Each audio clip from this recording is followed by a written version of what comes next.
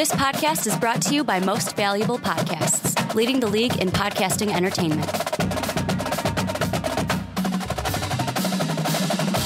What's up, what's up? Real MVPs, Ricky Widmer here, along with the one, the only, Brandon Swanson. Hey. And Brandon, we got a comment about you on our Odell Beckham video on the onside kick. Apparently, people like you so much on this podcast, they were asking where you were on the onside kick because they miss you on the onside kick. I can't imagine it's because they love me on this podcast. And I know that it's because you were also telling me before the podcast that you were kind of upset that you couldn't be on the onside kick yesterday because all this NFL free agency news has got Brandon's brain kind of going a little crazy because it's the best time of the year. This is truly, for any sport, the best time of the year. It is because people actually are signing places right away. They're not like before they're not free holding started. out and waiting till weeks into spring training already like MLB. Not like Bryce Harper, but you've got NBA season is gearing up for the playoffs. March Madness is gearing up. The Combine and the Draft is gearing up for college football. You've got NFL free agency.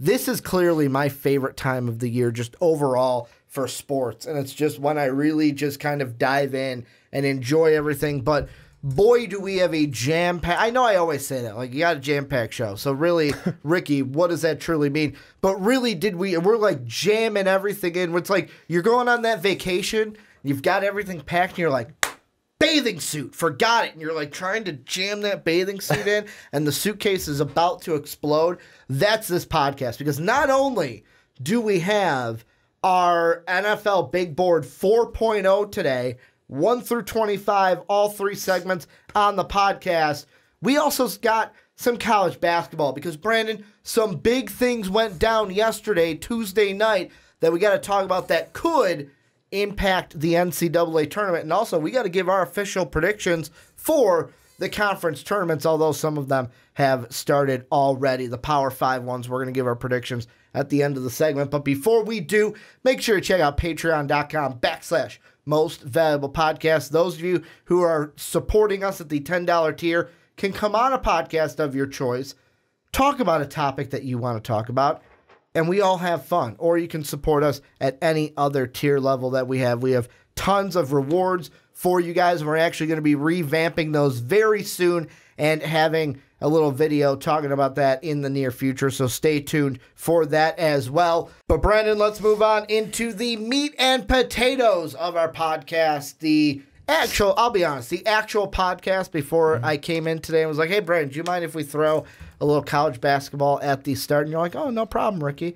We could talk about some college basketball. Now we're going to get into what we were really going to get into today. Also, I will throw this out there. I don't know if this is coming across on camera because we are a little farther away.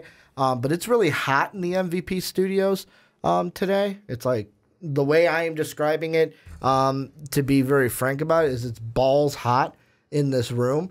So if you see Brandon and I sweating, that is why. And I know I need a haircut, and the sweat is getting to my hair. But, Brandon, how we do the big board is we cut it up into 3. The first segment we're going to look at is 16 through 25. Before we talk about what we're going to talk about, we give each of ours. I will start with you. Start with number 25 and give us 25 through 16. All right, at number 25 for me, I've got A.J. Brown, the wide receiver out of Ole Miss. At 24, I've got Andre Dillard, the defensive tackle from Washington State. At 23, Josh Jacobs, running back, Alabama. At 22, Brian Burns, the outside linebacker D-end for Florida State. At 21, Cody Ford, the offensive guard for Oklahoma. At 20, Ed Oliver, defensive tackle for Houston. 19, DeAndre Baker, cornerback, Georgia. At 18, Christian Wilkins, defensive tackle, Clemson. At 17, DK Metcalf, the wide receiver from Ole Miss. And at 16, Marquise Brown, wide receiver, Oklahoma. Well, starting off with mine at number 25, Justice Hill, the running back from Oklahoma State, had a really good combine, cracks my top 25 for the first time. Then at number 24, Byron Murphy, the cornerback from Washington and the Huskies. Then at number 23, Brian Burns, the pass rusher from Florida State and the Seminoles. Number 22, Noah Fant, the tight end from the Iowa Hawkeyes. Number 21, Dexter Lawrence, the defensive tackle out of Clemson. Then at number 20, Andre Dillard, the offensive tackle from the Washington State Cougars. Then at 19, Josh Jacobs, the running back from the Alabama Crimson Tide. Then 18, Ed Oliver, defensive tackle out of Houston. Number 17, Marquise Hollywood Brown, the wide receiver from the Oklahoma Sooners. And then rounding everything out at 16, Clelin Ferrell, the defensive end from the Clemson Tigers. And Brandon, for this chunk, there were two things that we were going to hit for this chunk of teams. Number one is running backs. Number two is Ed Oliver. Let's jump into the running backs. I know Mark and I, on the onside kick immediately following the combine, we're talking about winners and losers. And let's be honest, the running backs were, if I could put them as a collective whole, most of them would go in the loser category from the combine. Were really the only two to stick out in my mind are obviously the two on my big board. Josh Jacobs, although he was limited at the combine, did do interviews, met with teams like the Eagles, but he also did the bench press, and I believe had 16 reps. I'll have to look at those numbers for him. But then Justice Hill had a great combine, shot up draft boards, had a great 40 time for the running backs.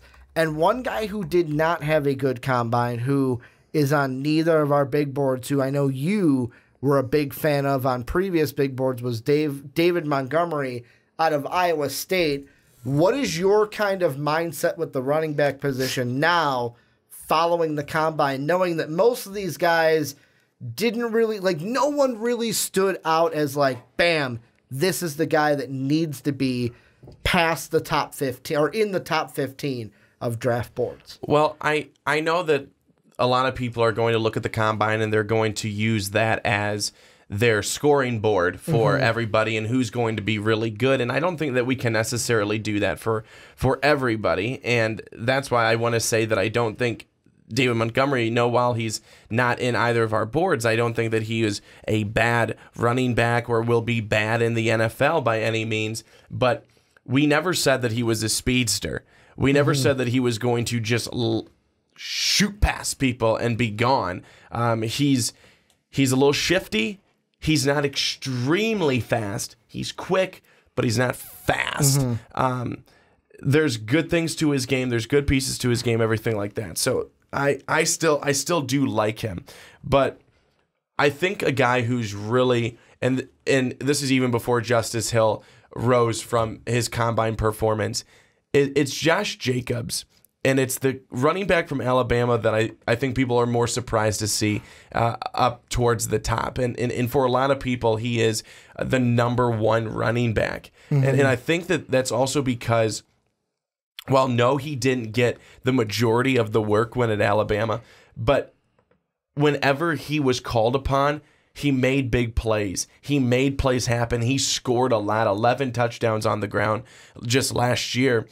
And another great thing that NFL owners, GMs, coaches will be able to look at with Josh Jacobs is that he's not coming into the NFL with a ton of mileage on him from college. He's pretty fresh still. He's not a guy who they went to 20, 25 carries every single game. That's not him. So he's coming into the NFL, fresh legs, feeling good, ready to go, and ready to maybe be a 20 to 25 carry guy, who I think he could be. And he's that type of running back who he's not going to be your power back up the middle like a Mark Ingram. He's going to be your shifty speedster back that Alvin Kamara is on that team. Not Alvin Kamara, but he'll show more skill sets towards an Alvin Kamara than a Mark Ingram. To just give an example, but he's good. He's shifty. He's great. I think that you can use him in the passing game as well. He had 3 touchdowns, receiving touchdowns this past year for the Crimson Tide. he's a guy that NFL teams, I think, will look at and say, this guy may not end up being a NFL superstar. He's not going to be an NFL Saquon Barkley, but not many people ever will be. But he's somebody who I think could be, and maybe this is way off point, but maybe more of a Christian McCaffrey type. A guy who he's going to catch a lot of passes. He's going to be used a lot in the passing game.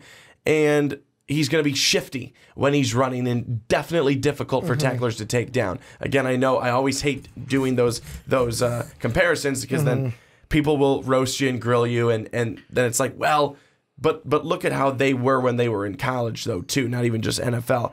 I think that Josh Jacobs is one of the most interesting running backs to look at. I also think he's one of the most talented in this class. See, the thing for me is I want to touch David Montgomery first because he was the guy I think had coming into the combine, he had the most to gain because he was the one that everyone was. He had the NFL comparisons to Kareem Hunt. People are like, if he comes out, has a great combine, he could solidify himself as a day one guy and could be drafted in that first round. Has the combine that he does, showed poor explosiveness, poor speed. The height and the measurements weren't exactly there to what we expected, to where now many people are like, all right, he's a day two back. And the thing I think with most of the running backs that had bad days, because he's not the only one. Singletary was another one. Elijah Holyfield was one of the ones that didn't have that great of a day. There were a ton of running backs that just didn't have a good day at the combine. That doesn't solidify to me what they're going to be like at the next level. Obviously, teams are going to do their scouting, and teams are going to look at these guys and kind of basically, I know it's a bad way to put this, but they're like prize-winning like horses, to where it's like, hey, I am betting my money on you to pay off for my team. I'm going to poke, prod, dissect your film. Even if I'm not taking you in the first round, there might be a way that I take you in the second or even third round. And I know that third round would be low, but it's technically still day two. The guy that I think gained the most out of the combine, and it's going to be interesting how everything moves forward, because like the combine is one. I know you and I will have one more NFL big board after this in the month of April, but it's the guy I have at 25, Justice Hill, because I have a unique stat for you, Brandon, that I want to throw out there. Did you know that only 2 running backs since 2003 have posted a 4.40 or faster at the combine and have had a vertical jump of 40-plus inches? One of them is Justice Hill. He did that this past year. Do you know who the other one was? Because he's really good and was taken really high in last year's draft. Saquon Barkley. Justice Hill and Saquon Barkley, only 2 backs to have a 4.40 or faster and a 40-plus on the vertical at the combine. And I know what people are going to say, wow, they're really good at running and jumping in their underwear. But to me, that says something about Justice Hill, of where Saquon had the film in college. He had the, dare I say it, hype with how well the Penn State Nittany Lions were. Oklahoma State, they weren't bad, but they weren't on the same level as Saquon's Penn State Nittany Lions. Like, Oklahoma State was not competing for national championship and college football playoff. They were just trying to prove Brandon wrong each and every week in picks, depending on which way Brandon picked one of their games. But to me, that is interesting, where you look at their height and weight. I mean, Justice Hill is about a few fractions of an inch shorter than Saquon is. And of course, he's a lot thinner. Like, Saquon's 233, Justice Hill's 194. But to me, that says something, to where if he's got this raw speed and can have the same type of athletic ability as a Saquon Barkley, he might be a guy that you think about if, let's say, you need a running back, and let's say a team like the Ravens, who Todd McShay had take Josh Jacobs in his mock draft first round. Then if you need a running back and Josh Jacobs is already taken, Justice Hill could be a guy you look at and go, hey, you know what?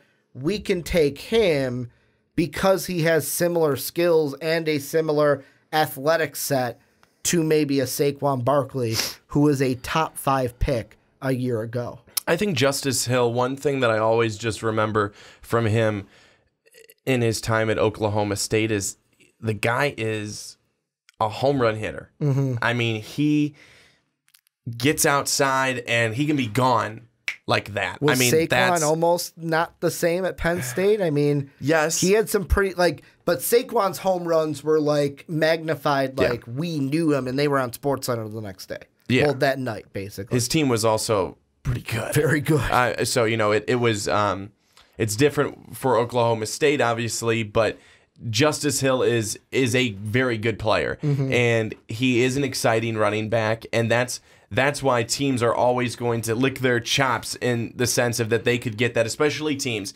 that are not good, or especially teams that are looking for an offensive weapon, a guy that needs a home run hitter, quite honestly. And they could use him in the running game, in the passing game. He's a guy who can get very involved with the offense very quickly, and anytime he touches the ball, he could go. Mm-hmm. Let's move on. First, before we do, is there anything with the running backs we didn't touch that you think we need to? I don't think so. I think we touched the main ones. Let's move on to a guy who, to me, is very interesting because he's a guy that way early in the draft season, I had mentioned to Mark I wonder who the faller is going to be, because every year there's 2 types of fallers when it comes to the NFL draft. There's the first type, which is they start out top 5 prospect on the first big board, then they kind of creep into top 10, then they kind of creep lower into top 15, and then maybe creep as low as where Ed Oliver is, where, oh, wow, you're in now 16 to 25 range, when this was a guy who I believe both of us on the 1.0. We had him up. Yeah, we both had him top. So we both had him at 2. Then on the 2.0, I had him at 5, you had him at 3, still top 5 prospect. Then on the 3.0, he dropped to 7 for me, and he was still a top 5 for you. And now the combine happens. He is now in this range of he is 20 for you, 18 for me. When it comes to you, what are your thoughts on Ed Oliver? Because I know many people from the combine, and Mark had actually been spot on with this, and Mark has always questioned this, is when Mark and I would talk about it on the onside kick, Mark would always say, all right, with his size, is he going to play on the line? Is he going to be a linebacker? Because Mark would always say he might be too small to play in the middle of the line. He might be a guy that you just put in your linebacking core. But Ed Oliver believes he's a guy that can do the same, if not better. A recent quote from him, I can do the same as Aaron Donald in the NFL, if not better. What are you thinking about Ed Oliver, who was top 5 when we started this, and now has creeped down to 16 through 25? Well, again, I think that, part of it is his size. That is one of those things that you look at and you think, okay, he does have the skill set. He does have the ability. Size in this position is different than size at the quarterback position, in my opinion, because the quarterback position isn't going up against anybody. They're not they're not digging their heels in against somebody else, trying to make tackles, all that type of stuff. It's different. Whereas Ed Oliver is trying to do, well, exactly that. So size is an issue. He missed some games last year with a knee injury. Is he holding up again? Is he going to hold up against that? Are injuries going to be a concern? But I do love his penetration to the ball. A good ball hawk. someone who I think that you look at and you think, okay, he's got great power and good speed, but it's that size that you question, where's he going to fit in and what scheme is he going to be? Is he going to be best at the 4-3? Is he going to be best at a 3-4? That's all the type of thing as well is where he's going to fit best type of thing. And that's, I think, why he's dropped partially, but also partially because we're seeing so many other really good performances from some of these other guys in front of him. Yeah, and I mean, the whole big thing for me is you got to think these are guys that we're going to talk about and say their names later on, so I'm not spoiling where they are, but obviously their name's not called. You're assuming they're going to be later, but there's guys like Drew Lock that's rising on draft boards. There's guys like DJ Metcalf that's rising on draft boards. How Montez Sweat, after the combine, everybody and their grandmother who is a defensive, if you gush over defensive players, you were sitting there going, oh my God, can you see what Montez Sweat is doing? Especially after his 40. His 40 time, people are like, what just happened here for Montez Sweat? So, of course, there's a lot of, guys rise, and obviously if you rise above you, you're going to knock you down. But, Ed Oliver to me, yes, he's the same. He's similar size to Aaron Donald, who he compared himself to. And in the NFL article that I'm looking at, in NFL analyst Lance Zierlein said this: I had heard that Oliver had his weight up, so I thought 287 pounds was good. He was actually an inch taller than I expected, and his arm length is exactly what I expected. He will crush all the drills at the combine, which is going to create new momentum for him. And I mean, with me, it all depends on, with Ed Oliver, like you said, what scheme does he fit into and what team does he fit to? Because I don't think, he's very different. If you're looking defensive tackle, Quinnen Williams is the clear number one out of the entire defensive tackles. But then after that, you got Christian Wilkins, who is really good. You've got Dexter Lawrence. If he didn't have that pop for steroid issue right before the playoffs, he probably would have been higher on draft boards. I mean, Ed Oliver isn't bad, but it's where is he going to be valued with NFL teams? Plus, what kind of positions are teams going to value? Pass rusher, offensive tackle, which ones are going to go for quarterbacks, linebackers. So it's kind of a mix-up, especially since this draft is very heavy on all of the defensive prospects.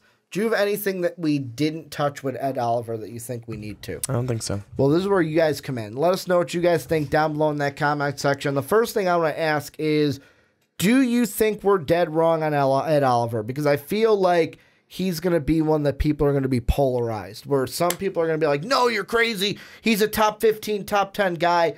There'll be other people out there that'll say, no, you guys are right on. I don't really know how he's going to fit in with different teams and if he could be like that Aaron Donald at the next level for the NFL. Let us also know what you guys think about the running backs. Who's your favorite? What are you looking at from the running backs? Who do you hope gets put on a great team or a good fit? Let us know what you guys think down below. But Brandon, let's move on into our next topic, or our next segment of the big board. We're going to be looking at 6 through 15. If you are just joining us on YouTube, make sure to check out our first segment of when we did 16 through 25, talked about running backs and Ed Oliver. In that one, if you're on podcast services around the world, thank you for trucking on through. This is now your third segment that you are listening to. Before we get into it, make sure to rate and review the Primetime Podcast on Apple Podcasts. That 5-star rating really goes a long way, and it helps us get into the ear holes of more people around the world, around basically the universe there. The universe is bigger than the world. So yeah, it gets us around the universe, gets us not even into human ears, into alien ears as well, that like their college football and their NFL draft. But Brandon, let's go through 6 through 15 before we get into what we're going to talk about. Let's start with you. 6 through 15. Start us off with your 15th. All right, at number 15, I've got Noah Fant, the tight end from Iowa. At 14, Devin Bush, the linebacker from Michigan. At 13, Clellan Ferrell, the D-end, Clemson. At 12, Jawan Taylor, the offensive tackle from Florida. At 11, Drew Lock, the quarterback from Mizzou. At 10, Greedy Williams, the cornerback from LSU. At 9, Jonah Williams, the offensive tackle from Roll Tide. At 8, Rashawn Gary, the D-end from Michigan.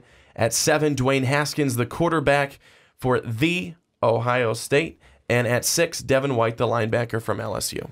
Well, and then moving right along into mine, at number 15, Drew Lock, the quarterback from Mizzou. Then at 14, Jawan Taylor, the offensive tackle from the Florida Gators. Then at 13, Christian Wilkins, defensive tackle from the Clemson Tigers. Then at number 12, Devin Bush, the linebacker from Michigan.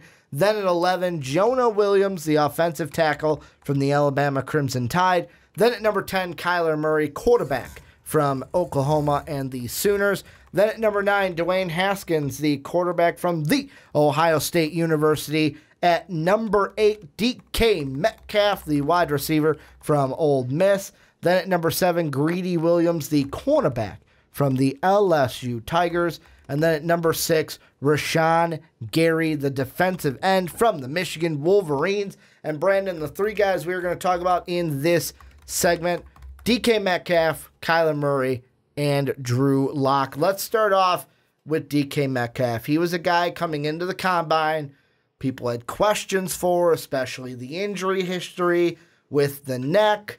Apparently, everyone's just freaking forgot about those because not only is DK Metcalf a unique physical specimen, like looking at him with his shirt off just makes me wish that my abs can look like his. Like he is like a Greek. They can, Ricky. He is like a Greek god with how ripped his just washboard abs are for DK Metcalf. But not even that. Outstanding 40. Outstanding vertical jump. Kind of blew up Twitter when he had his 4.33 40 at the combine. However, his mark thrown out. His three-cone drill wasn't great. His 20-yard shuttle time was not great. I want to ask you this. The hype for DK Metcalf and how he is shooting up boards, is it deserved? And should teams in the top 15 be taking... Not the top 15. Screw it. Should teams in the top 10 be taking a look at DK Metcalf? Because I had him at 8. You had him in our first grouping between 16 and 25. You had DK Metcalf at 17 on your big board. So I had him at 17 is because last time I was going to put him in, but I just didn't feel that, again, it was before the combine, and he really, I mean, when you put him and Hollywood Brown next to each other, their college stats obviously are way different, but DK Metcalf missed time. And we know that. And that's why I kind of kept him out of the last big board, is because I wanted to see what he was going to do come combine time. And he was very impressive. I think that his 40-yard dash, that's incredible. That was the talk of the weekend and the late part of last week is what he was doing and how well he was doing. And just how crazy that was for a 4.3 40, really a great time. I think that when you pair what he did at the combine with his stats, with his size, with his ability, you have a very, very good wide receiver, and most likely the most athletic wide receiver out of all of the receivers in the group, and one who. Certainly, Ricky, 1 through 10 come NFL draft, there's going to be a team that needs a wide receiver that's going to be looking his way. No, and that's exactly what I said immediately after the combine when Mark and I talked about DK Metcalf on the onside kick, is there is going to be a team that now, with this combine performance, he is now, I love Marquise Hollywood Brown, don't get me wrong. But DK Metcalf is now the number one receiver for me, obviously, as I have him rated higher now than Marquise Hollywood Brown. But there is a team high up. I would not be surprised if a team in the top 10 takes a stab at him. And for me, the thing I'm looking for is, like I mentioned to Mark, Cardinals, 49ers, Jets, probably a little bit too high for DK. I'm not saying he's going to go 1, 2, or 3 in the draft, but I mean, I know they signed 2 wide receivers this offseason, but Buffalo at 9 could take a stab at him. You look at the Lions, hey, we're signing a bunch of defensive guys. Maybe we don't have to look defensive at number 9. Let's go with a wide receiver to give Matthew Stafford someone big to throw to. Or even Jacksonville at 7 could go, hey, we got Nick Foles. We need to give him some type of weapon as we lost both of our Allens, Hearns, and Robinson, and that really hurt us last year. Let's get this athletic freak. And that is the question for me for DK, is many people are going to say with his 7.38 cone drill and his 4.5 shuttle time, many people are going to say, oh, well, that means he's not a good route runner. He's not a guy that's going to run the routes. But the question I'm starting to ask about DK, does he need to be a meticulous route runner to be an all-pro, even a great wide receiver at the next level? I'm starting to think he doesn't, because the only thing I'm thinking is with that speed he's got, that 4.3 speed, that 6'3 height, that 228-pound frame, those 9 7/8 sized hands, he could be a guy to where it's like, it's almost like, I want to say Alshon Jeffrey level of like when he was on the Bears, of like, just throw it up and DK will go get it. Like, DK, just run straight. We're going to have the quarterback throw it to you. Just jump and catch it. Get the ball at the highest point, catch it.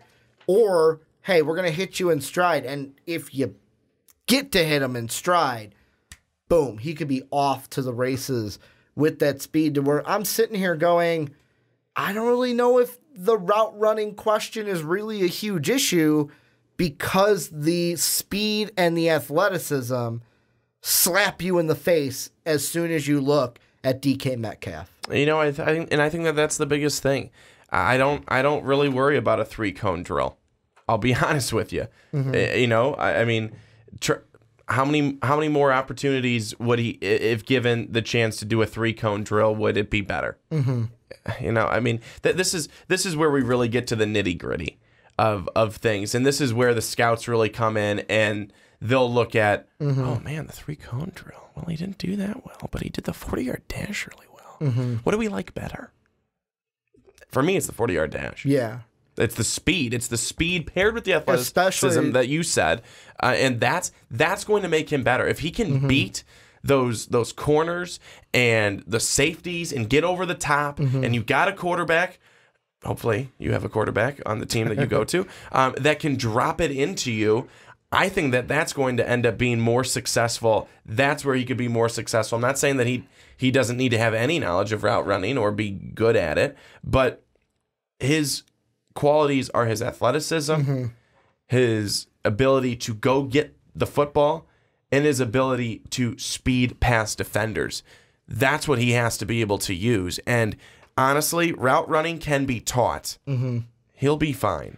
Question for you, a little prediction. When we get to draft day, who do you think goes off the board first? DK Metcalf or Hollywood Brown? Probably DK Metcalf, because of the fact that while just Hollywood the physical Brown, specimen. while Hollywood Brown, again, I like him very much as well. But it's going to be the fact that DK Metcalf is just a freak athlete.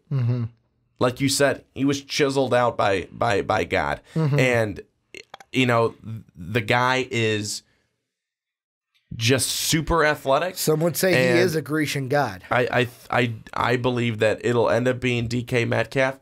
The best fit, I think, for him, maybe not the best fit, but the team who needs him the most out of those teams that you mentioned, Jacksonville, because they have nobody to throw to. No one. Well, and I mean, because I just look at it. And Nick Foles is a quarterback who can get you the ball. Like, I think DK is going to go between 7 and 15. The reason why I say that, Jacksonville, needs people to throw to. The Lions need people to throw to. The Bills, I know they got their 2 wide receivers in Cole Beasley and John Brown. DK Metcalf, someone for Josh Allen to throw it out to. The Broncos, you think Joe Flacco needs someone to throw to? Get him someone to throw to. You've got the Packers, who could also, it's not a big need, but they could. But the big one, the Redskins. The Redskins could need a wide receiver as well. So that's why I look 7 through 15 and think there's no doubt that DK Metcalf goes in the first round.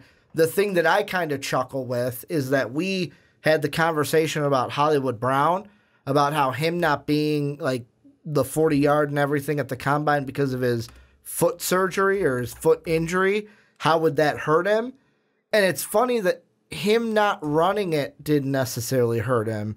It's that DK Metcalf balled out with the 40 and the vert jump and the physicals that he jumped Marquise Brown. And it had nothing to do with Marquise Brown negative on him. It was just everyone now is looking DK Metcalf's way and might be eclipsing Hollywood Brown. But I want to move on into a different position on the offensive side, and that is the quarterback. And the one guy that everyone had their eyes on were Kyler Murray.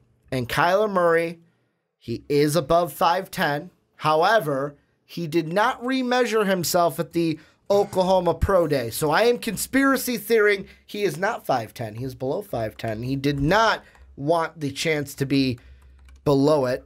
I'm kidding, by the way, but he did not get measured at the Oklahoma Pro Day. So the height we have is 5'10", and a 1 out of 8. So he's just over 5'10".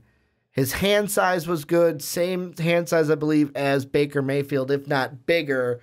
I want to ask you what your thoughts of Kyler Murray are after the combine, because there were comments made by a certain former executive of the Washington Redskins that were not high of Kyler Murray and were questioning his leadership. I'm not going to spoil where you have Kyler, but obviously you have not said his name, so you have him in your top 5. What are your thoughts on Kyler Murray as of right now? I love Kyler Murray. I think Brandon's like, I secretly want to marry him. that is false. But I think that I just like him because he's a playmaker. Mm-hmm. He's a playmaker. The guy is so versatile and he can do it all. And I understand that he may not be the most polished quarterback to ever come out of the draft. He may not be the guy who's ready, like right away on day one to win a championship for a team. Okay. Is Dwayne Haskins? Mm-hmm. Probably not. Let's see. From the quarterbacks from last year, Baker Mayfield did not win a championship in his first year with Cleveland. Sam Darnold didn't do it with the Jets. Baker might do it in a second, though. But also look at the weapons around him. Mm-hmm. He's been Baker Mayfield. What was so funny with Baker Mayfield, we were talking, oh gosh, if he goes to the Browns, man, that's going to be awful. Mm-hmm. And then all of a sudden, now it's like Christmas came very early for Baker Mayfield, and he has been set up for success. Mm-hmm. John Dorsey has set him up for success. So wherever Kyler Murray is going, if he is set up for success, if there are some pieces around him, he can do it. Mm-hmm. He can do it. I mean, again, I look again at a Russell Westbrook, Christ almighty.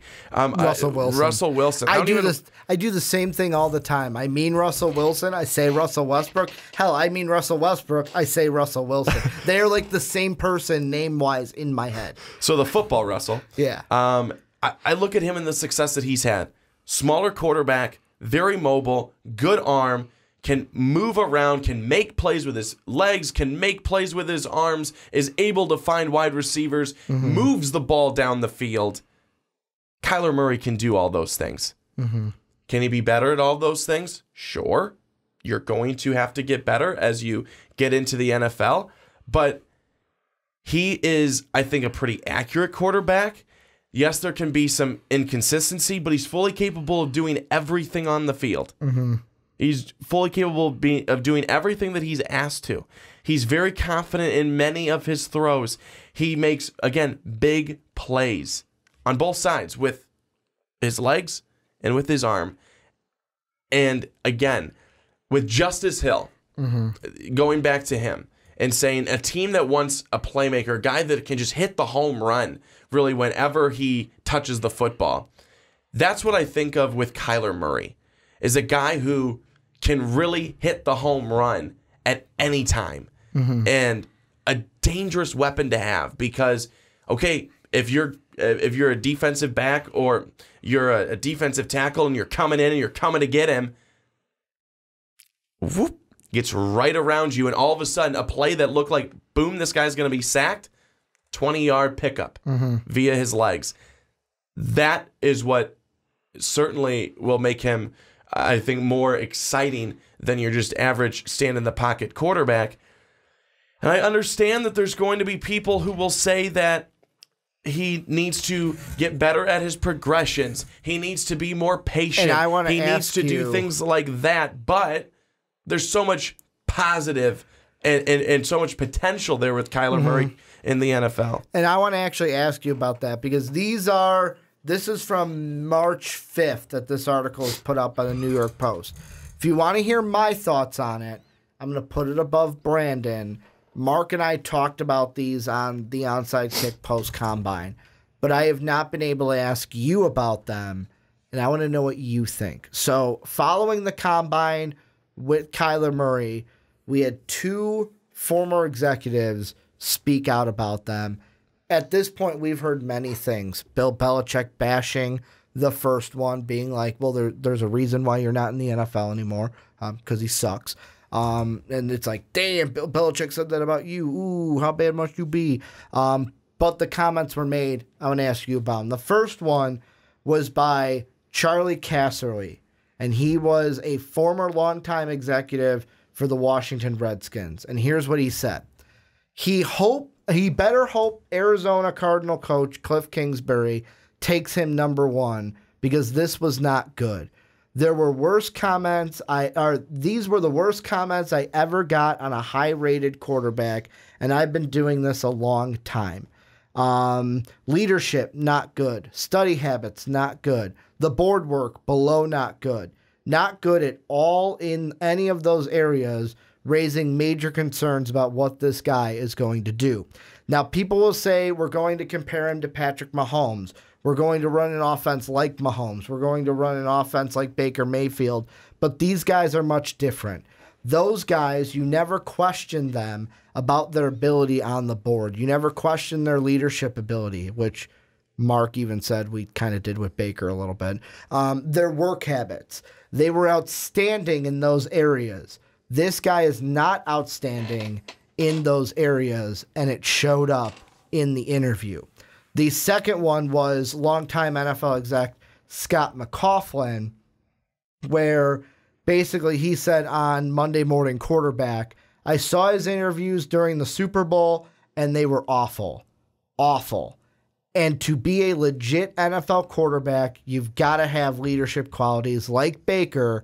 I know we drafted him in Cleveland, so I'm probably a little biased, but he controls the room. He walks in and it's like, whoa. Watching Kyler do an interview is like, come on, guy. What do you got? Give me something. I'm sure they're trying to train him up, but the thing about it is, that's his personality. He's just not a go-getter. Doesn't mean he can't be a good quarterback, just mean he's not going to be the guy in the locker room. Brett Favre was the guy. Russell Wilson is the guy. Baker is the guy. He just doesn't have the personality. If I was still a GM, it'd scare me. What are your thoughts taking that all in? Well, for the first one, Charlie Casserly. So I will go to a guy who was drafted 7th overall last year, Josh Rosen. Yeah, he's garbage. And wasn't set up for success though. I will say that. Certainly not. But at the same time, people question his leadership all the time. People question his ability to even want to play football. Drafted 7th overall. And, you know, since then, yes. The hot tub incident. But you know what, though? but seriously, like, I didn't think that there was any problem with that. Yeah. I thought that was hysterical, truly. I thought that was hysterical. But there were people that blew it up. But there's the problem. There is the problem, is that they're going to take one comment from one person. Or just one picture.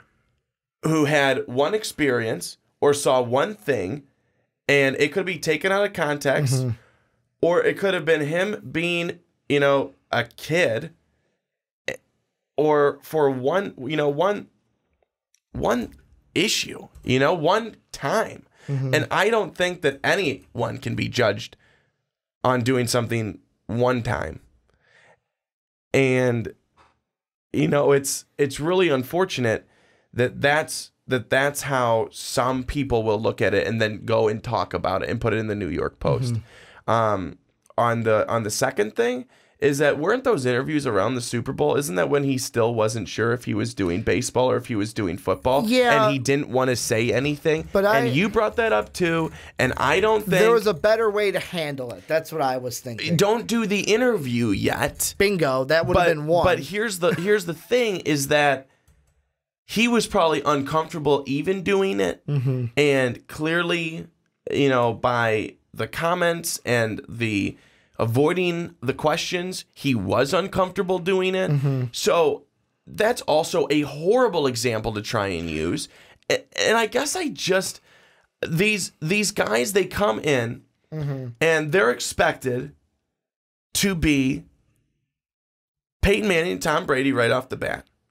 Have the leadership of Peyton Manning and Tom Brady and the qualities of that, and that you have to be outspoken and vocal and this and that. You got on Baker for being outspoken and vocal. I loved it. But mine was on the field of, like, I didn't like the, hey, let's flip off these players. I didn't like the, hey, let's run from the cops. Like, with me, it was a little bit, hey, let's not be a douchebag. The thing that I will say I always liked about Baker is that chip on his shoulder mentality. Which, the thing is that with the Casterly comments, I look at that and go, all right, like, you had one bad experience. Doesn't mean someone else can't look at it and go, no, I can fit a system around this guy. But when I look at the McCaughlin comments, that's because that dives into a more interesting conversation. Like you said, they're expected to come in and be the Tom Brady's, the Peyton Mannings.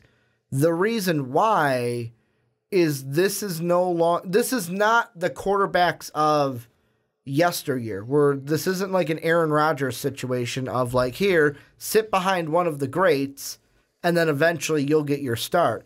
Most of these guys, look at last year. Josh Allen, starting last year at some point in the season. Baker Mayfield, week 3. Josh Rosen was starting at some point last year. Sam Darnold, starting last year. Like, all these guys, Lamar Jackson, starting last year.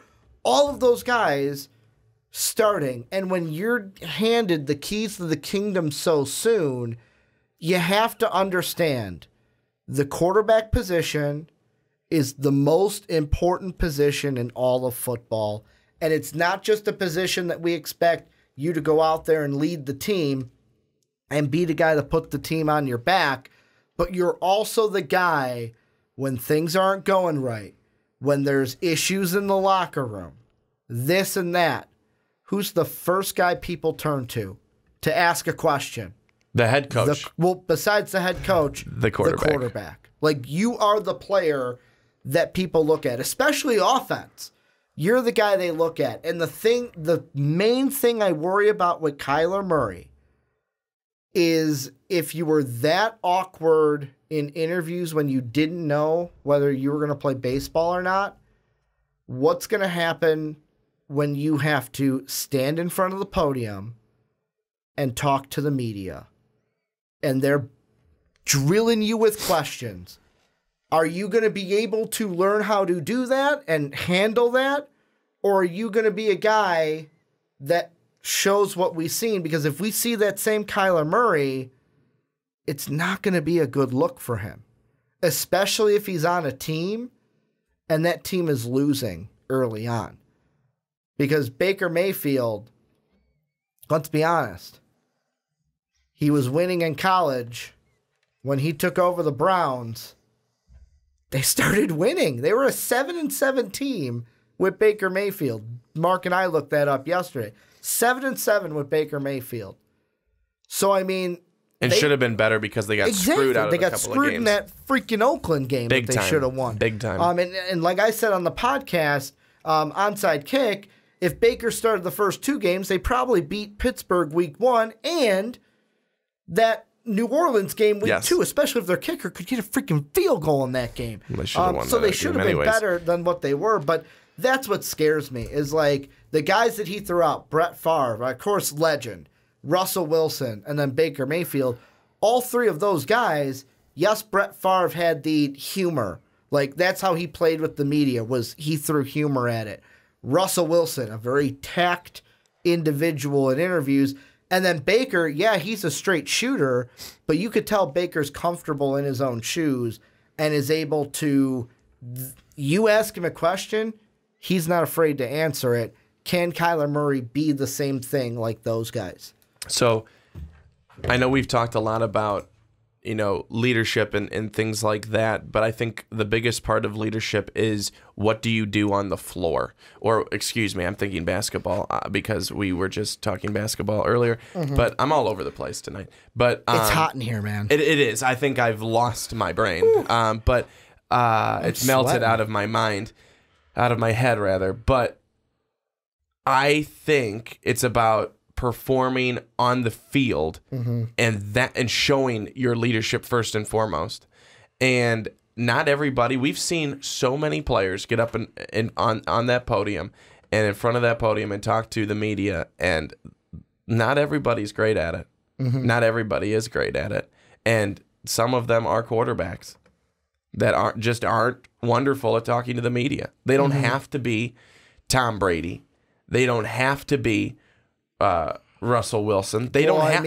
But here's what I want to get away from. I don't give a flying hoo-ha about this because, and I'm really getting frustrated now because we're going away from the fact of what he can do on the field and what he did at Oklahoma, and any of this crap, this garbage that this guy really doesn't care, that he's bad at preparing. Well, yeah, he must have been really bad at preparing when they lost all those games last year for Oklahoma. When they got to the when they got to the playoff, yeah, he must have been really bad at preparing. Hold on, I'm not done ranting. And is that seriously? You look at this guy. He can play. He can play football. He can compete. He can certainly compete better than Josh Rosen, and I cannot say that enough. He's going to be the number 1 pick. I'm just going to say it. And he should be. And I understand that, yes, you have to have weapons around you. I understand, too, that, yes, you're going to be called upon earlier than an Aaron Rodgers ever was. You're not going to probably have the luxury of sitting behind someone for 3-4 years, whatever it might be. You're going to be thrown in. But look at this past year. Look at Sam Darnold. Look at Josh Allen. Look, these guys all had to learn on the fly. These guys all had to try and figure it out in the NFL because, yeah, college was great. And again, Kyler Murray falls into this. College was great. You were the star. You were the stud. But guess what? Things are not going to be as slow for you, as it was in college. It wasn't going to be, okay, I see it. I can see the coverage, reading the coverage. This is easy. Now it's NFL coverages, NFL, all this stuff. And the game is going to move faster. It's going to move faster, and you will start to figure it out. And some guys will figure it out quicker. Some guys will figure it out slower. Some guys just never figure it out. Jamarcus Russell never got it. But I think that Kyler Murray is a guy that, if given the opportunity, he is just a weapon in and of himself. And he can figure it out. And he reminds me of a guy in the NFL who can make plays happen spontaneously on the spot. I'm not even going to mention the name. We all know him. And he's not there. He's not that guy. But he can do things similarly. And he has great ability. That's all I'm going to say on Kyler Murray now. I really am not interested in talking any more about what other GMs who are no longer in the NFL have to say about him, because it really doesn't quite matter. Well, before your rant, what I was going to bring up is, like you said, not everyone is great on the mic. The example I was going to bring up is the Super Bowl the Panthers lost. How was Cam Newton on the mic? Horrible. We criticized him to the umpth degree of how he, after a huge loss in the Super Bowl that he was very, very, very upset about, we criticized him. Is Cam Newton not one of the solidified starters in this league? Yeah, he is. So there's that. Just because you're bad, like you make a mistake like that, or you're bad on the mic, doesn't mean you can't play quarterback. Here's my on-the-field question for Kyler Murray. And this will be, I won't have this answer until we see him in the NFL. At Oklahoma, he played behind the best offensive line in college football. Saw limited to no pressure. And the few pressure that he did see against Big 12 teams that don't play defense anyways, the limited pressure that he did see, he was able to escape from it. I want to see what happens when, especially like what happens, like if what you just said happens, he goes to the Cardinals. I want to see what happens there, because their offensive line is, to quote the great Jim Morris Sr., the Cardinals' offensive line is diddly poo. They are not good. Like, I played them in Madden, and I was like, kill me after a season, because Josh Rosen could do nothing with that offensive line, even with me playing with him, and I'm a good Madden player. But that's what I want to see from Kyler Murray. What can you do when you don't have the best offensive line? Because if he goes to the Cardinals, he won't. And what are you going to do against that NFL type of defensive player, which you mentioned is bigger, faster, stronger than you saw in college? Like, the thing I want to throw out, yes, it was one game, but Oklahoma almost lost to Army. Just throwing that out there. Like, yes, great offensive line, but they weren't as perfect as many people like to think they are. And with Kyler Murray, what are you going to do against, like, if you Patrick Mahomes it and come in and prove me wrong? Like, remember when we did that segment, Brandon, believing in the Patrick Mahomes hype? Oh, I do. We actually got a comment on that recently. And the comment said, well, this segment sure aged well. Well, you're damn right. It aged horribly, because I was wrong. Patrick Mahomes, unlike Dak Prescott, proved me wrong. Dak Prescott making me look pretty good right now, although I predicted you were going to go to the Cowboys. What did you predict from Dak Prescott? That he was going to be way bad? Over, that we were way over. Not that he's like terrible or anything, that we, after that first year, way overhyped Dak Prescott. Yeah, he's not as good as we thought. Yeah, I mean, he only just helped to bring the Cowboys to the playoffs last year. Well, I mean, Zeke, without Zeke, let's see what he's doing. But Kyler Murray, that's who we're talking about. I want to see what he does with a poor offensive line, like he will have in Arizona, against the NFL caliber defensive players that he's going to have to go up against when he's drafted. Well, I just want to say again, you look at what Josh Rosen was last year. Josh Rosen, pocket passer. He ain't moving. If he's moving, it's in the child's pose for a sack. Kyler Murray brings much more than that. And he's got good elusiveness, good escapability. I'm not saying that he's never going to get sacked, because he certainly will. But he's more of a threat back there.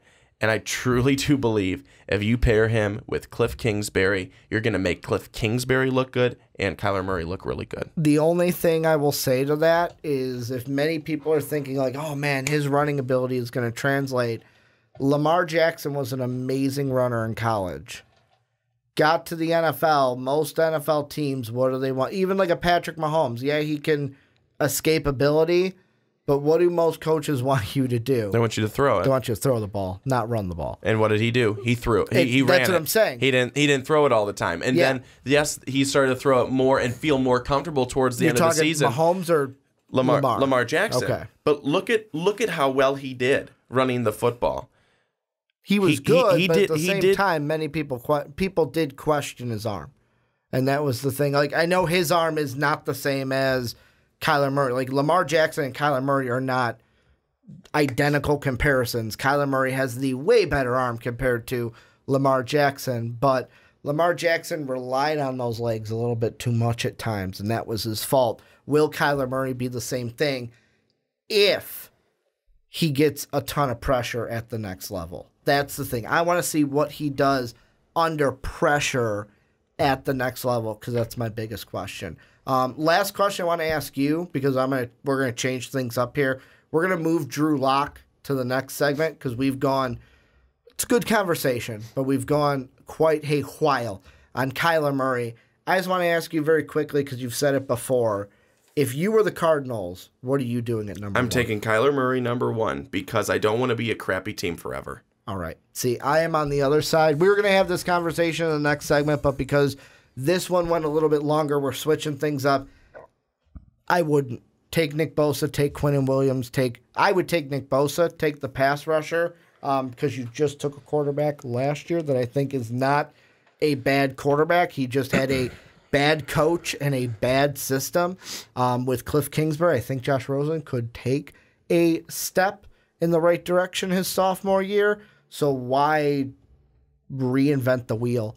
Why take a step back trying to take another quarterback? That's just my thought. Take Kyler, trade Rosen, be done with him. Let us know what you guys think down below in the comment section, whether about Kyler Murray, about DJ Metcalf, about the Cardinals. Let us know what you guys are thinking down below in the comment section. But Brandon, let's move on into our final segment, and woo-wee, is it hot in this room. I think we're going a little loony in here, especially after that Kyler Murray conversation that we had. Before we get into everything, make sure to follow us on Twitter. I'm at Ricky Widmer. Brandon is at young_swan19. Most Valuable Podcast is at Most Valuable Pod. We're going to be looking at our top 5 for our big board and talking about someone who is not in either of our top 5s, but we were going to talk about him in the last section. But because we went so long on Kyler Murray, we're going to talk about him in this section. But Brandon, before we get into all that, take us through your 5 through number 1. At number 5, Montez Sweat, defensive end, Mississippi State. At 4, Kyler Murray, as he should be, quarterback, Oklahoma. Number 3, Josh Allen. As he should be. Outside linebacker, Kentucky. Number 2, Nick Bosa, also should not be number 1, defensive end, The Ohio State. And number 1, Quinnen Williams, defensive tackle, Alabama. Well, then going right into mine, I'm going to start off at number 5, Montez Sweathead. Boy, did he have a fucking baller combine. Defensive end out of Mississippi State. Then Devin White, the linebacker out of LSU. Then at number 3, Josh Allen, not the quarterback from the Buffalo Bills, the outside linebacker from the Kentucky Wildcats. Then at number 2, Quinnen Williams, defensive tackle, Roll Tide. And number 1, the rightful number 1 pick in my mind, Nick Bosa, or Nick, not Joey Bosa, as I usually screw their names up, defensive end, the Ohio State University. And Brandon, the one thing I do want to say is compared to our NBA mock draft, don't think I screwed up a single name today. And that deserves a pat on the back for me, because in our 16 through 25, I was adding some letters to guys' names, and you did not notice and did not correct me. And I got chewed out in the comment section for that. Bruno Fernandez, I said. You didn't catch it. I think I thought, no, I caught it. You caught it off camera. I thought I said Fernando at one point. I know you caught it off camera. I said instead of Goga, I said Gorga. I screwed it up yet again. And then instead of Kobe White, I think I said Colby White. So I'm just adding letters to shit when it gets in here. I'll be honest with you. Sometimes I just don't listen. No. I do listen, and sometimes I do hear it, and I'm like, even if I correct him, he's gonna say it wrong again anyway. So might as well just let him be. There was one comment where someone said, "Are you trying to mispronounce these names on purpose?" No, I'm just an idiot and add letters to stuff. See, here's the thing. You would continue to be right if you just don't look at the comments. Yeah, I just move right on. But in our top 5, so we're going to talk about Montez Sweat. He is in our top 5. The one guy we're moving into this segment who we moved from segment 2 into segment 3 is Drew Lock. He's not in our top 5, but I wanted to talk about him. And we went long on Kyler Murray in the previous segment. But let's take a look at Montez Sweat, a guy who has moved up into the top 5 for the first time in both my big board and your big board. He just balled out at the combine, had a spectacular combine. I didn't even know that he had that kind of speed in him for the 40-yard dash.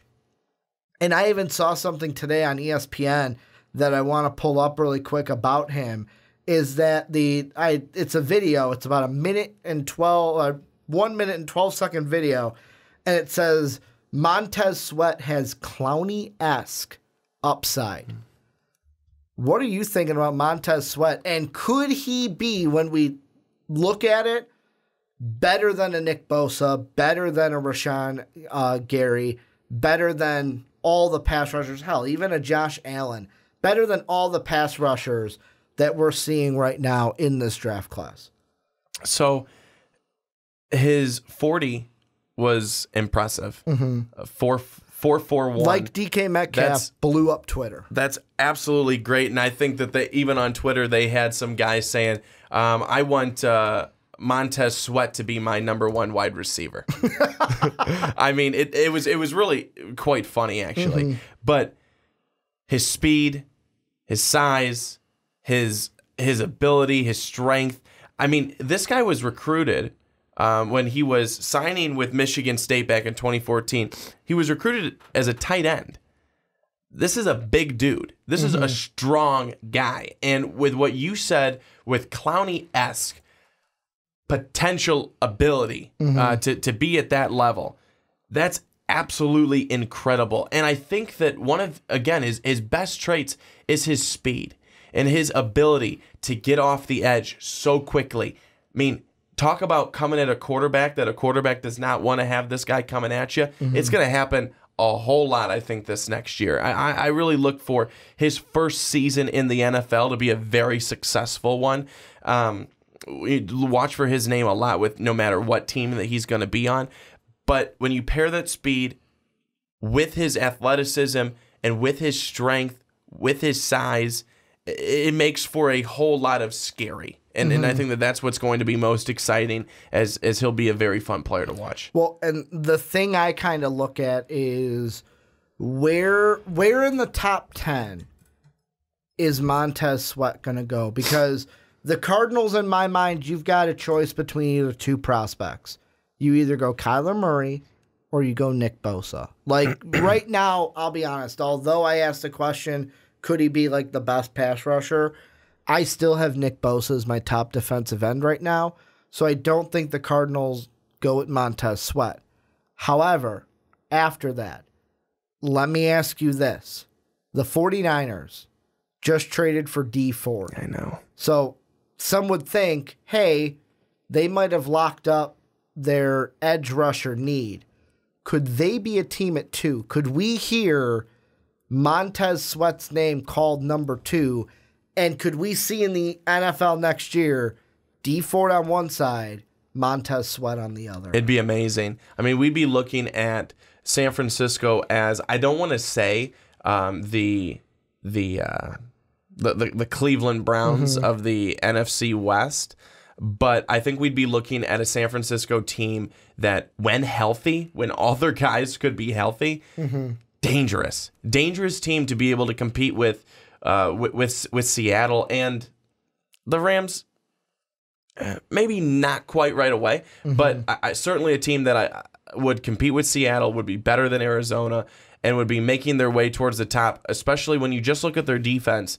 It's really good. When you look at their offense and you have a healthy Jerick McKinnon, I think that would be, a great thing to see, actually see him play. Now you add Tevin Coleman into the mix there at running back. And then at quarterback, why can I not think of his name?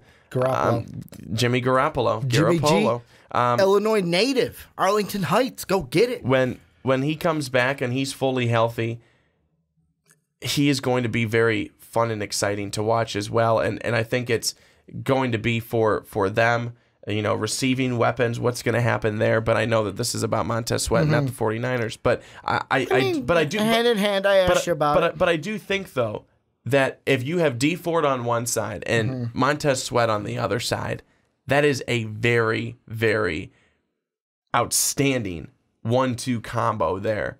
I really hated seeing the Chiefs get rid of D Ford because I really like him. I think he's a very good player on the defense. Well, I mean, I know this is more of an onside kick thing, but I know you're a Chiefs fan. I want to get your reaction really quick because I haven't asked you about it at all.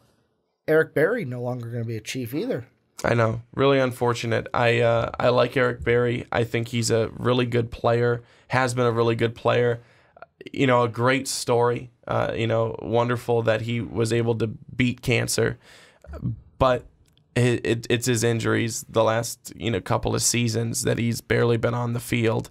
I think that really hurt him, and the Chiefs were just ready to go a different direction, and certainly wish him nothing but the best. The Chiefs organization did that for sure, but sometimes that's just what happens. But Eric Berry he's a really good player. And now it's Honey Badger time in KC. So excited. But getting back to Montez Sweat, the thing that I think of, and this might be a little bit of a spoiler for my mock draft on the onside kick next week, I don't think he gets out of the top 4.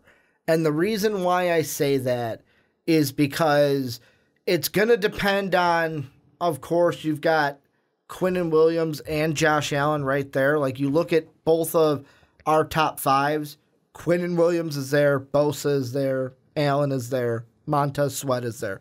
The only difference, you have Kyler Murray. I have a middle linebacker in Devin White, who I just like his leadership, is why he's in my top 5 right now. Montez Sweat, to me, if I look at the top of the draft, I don't think he goes to the Cardinals. I think that's either Nick Bosa or Kyler Murray.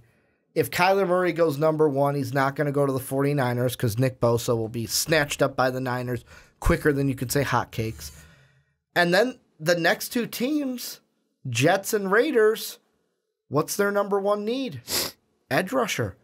The Jets is a question because do you go with an edge rusher? Do you go with an offensive lineman to help out Sam Darnold? Do you go with maybe a DJ Metcalf to help out DK Metcalf? I keep saying that too. DJ, because I think DJ more, but DK Metcalf, because helping out Sam Darnold is huge as well. But then let's say the Jets don't go with an edge rusher. Who's sitting there at 4? The team that after they traded the best pass rusher in the damn league said, well, it'd be better if we had a pass rusher. So I don't think, at the least, I don't think he gets past the Raiders. But hell, even if he gets past the Raiders, who else needs a defensive end? The Buccaneers. So for me, I think with his combine, with what he showed us, Montez Sweat for me is a lock as a top 5 pick in the NFL, just based off of the top 5 teams and what they need, because all of them could go pass rusher, and then the Buccaneers, it's not really a pass rusher or edge rusher, it's mainly that defensive end. So to me, I don't see Montez Sweat falling out of the top 5 in the NFL draft. I agree with you too, also because just going off of Dan Mullen's comments, that this guy, Montez, was a middle of the draft type of guy, and he's worked his way from middle to top because of how hard he worked to have those impressive numbers at the combine. And he said he works extremely hard and worked extremely hard to do that, and it's paying off. And now he's,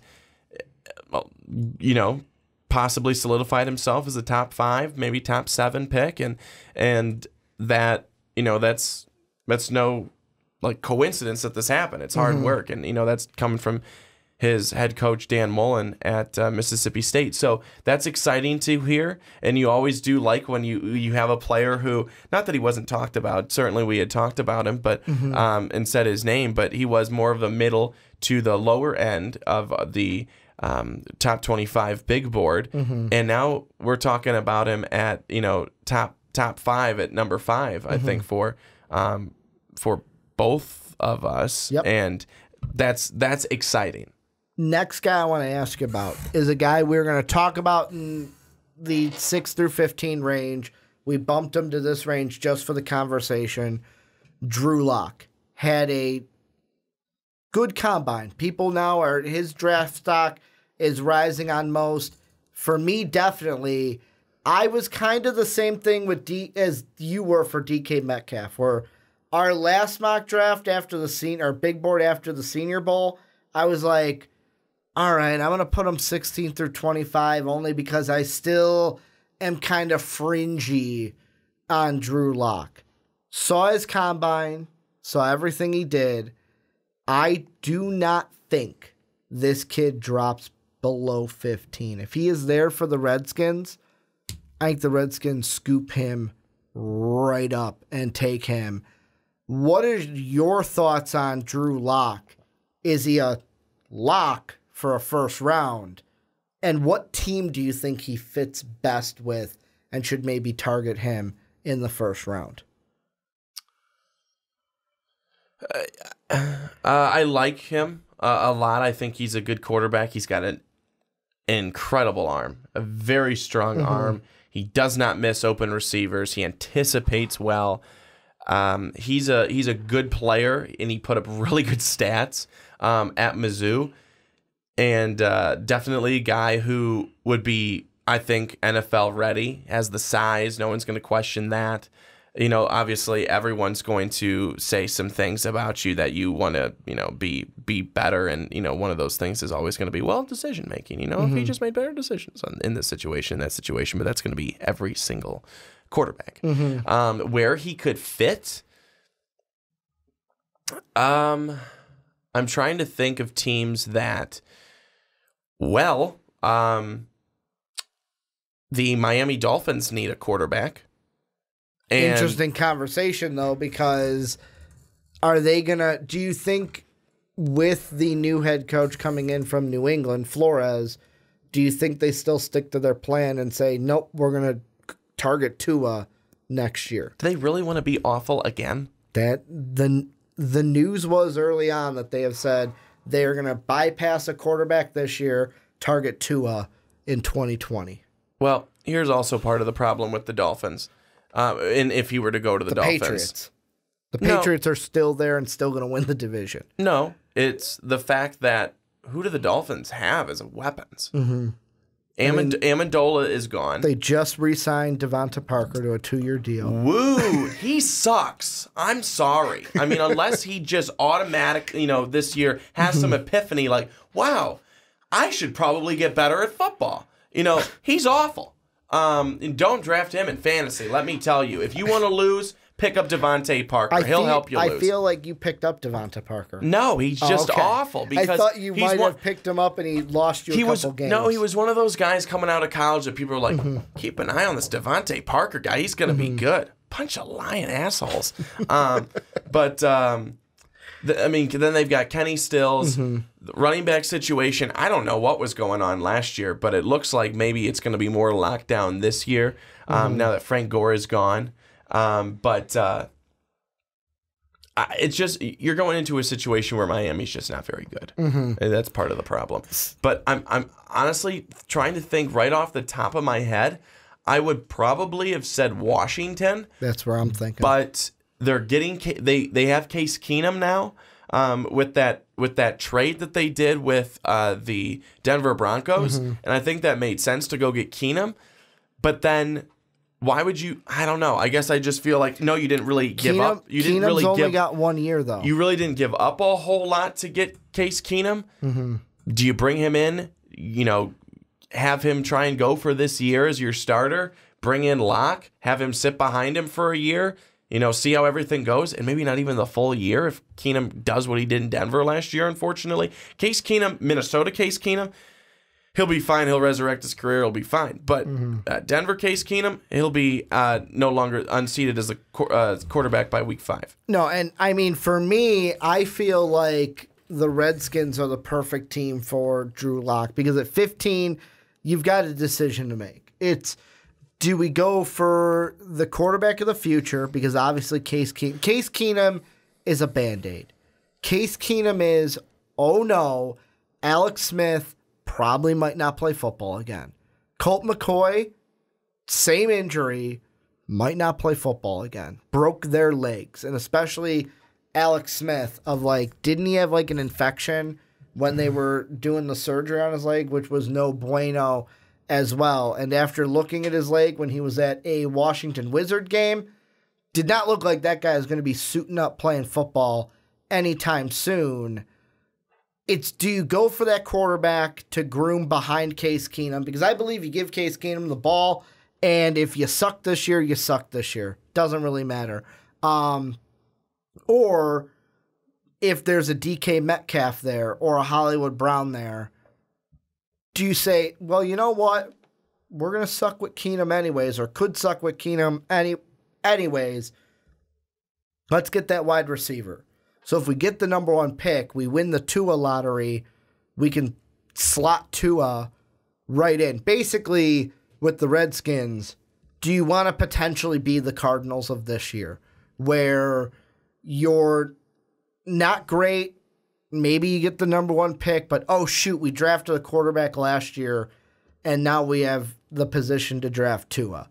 Where the Cardinals, oh shoot, we drafted a quarterback last year, we have a position to now draft Kyler Murray number 1, which, let's be honest, Jay Gruden might be on the way out after this year. It's very flaky with some people like Jay Gruden. Other people are like, no, get Jay Gruden out of there. I think that Drew Lock could be a guy that, since he doesn't have to start right away, let Case Keenum have this year. Let Drew Lock kind of make the improvements that he's got to make, learn from being the backup, kind of like what Lamar was going to do before he was thrusted into the starting quarterback role.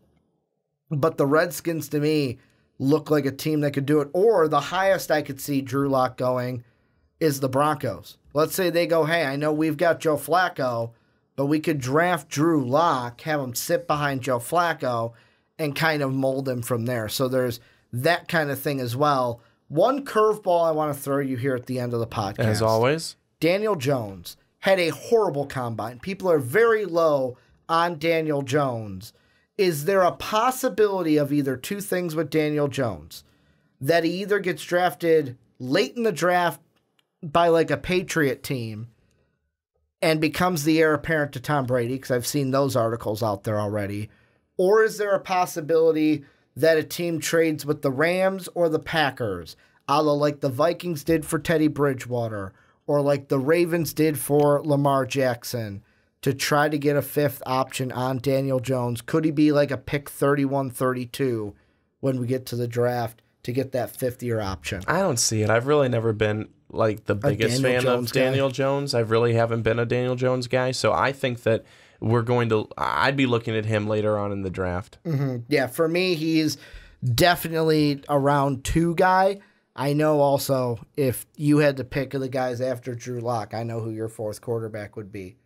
And that is Will Grier. You are like how Dave on the Fast Break is a James Harden stan.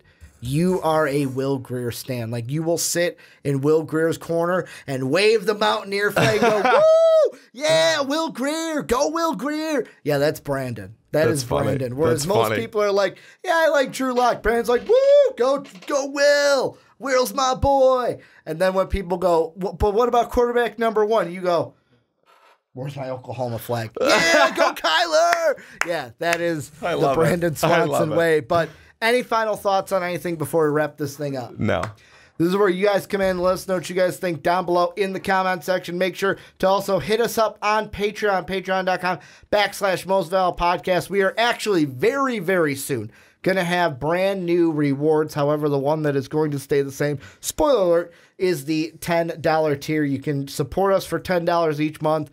Pick a podcast of your choice. Join that podcast each month. Talk about the topic. you would like to talk about. Also, make sure to rate and review us on Apple Podcasts and iTunes. The 5-star rating really goes a long way to make sure we are in the ears of more people and get our podcast heard by more people around the world. And then last but not least, follow us on Twitter. I'm at Ricky Widmer. Brandon's at Young_Swan19. Most Valuable Pod is at Most Valuable Podcasts is at Most Valuable Pod. Thank you guys for watching us on YouTube. I want to thank you guys for listening to us on podcast services around the world. It is very hot in here. I can't wait to go out. I'm probably going to buy a bottle of water before I go home from our vending machine in the hall. But thank you guys for watching and listening. And as always, have a good day, everybody.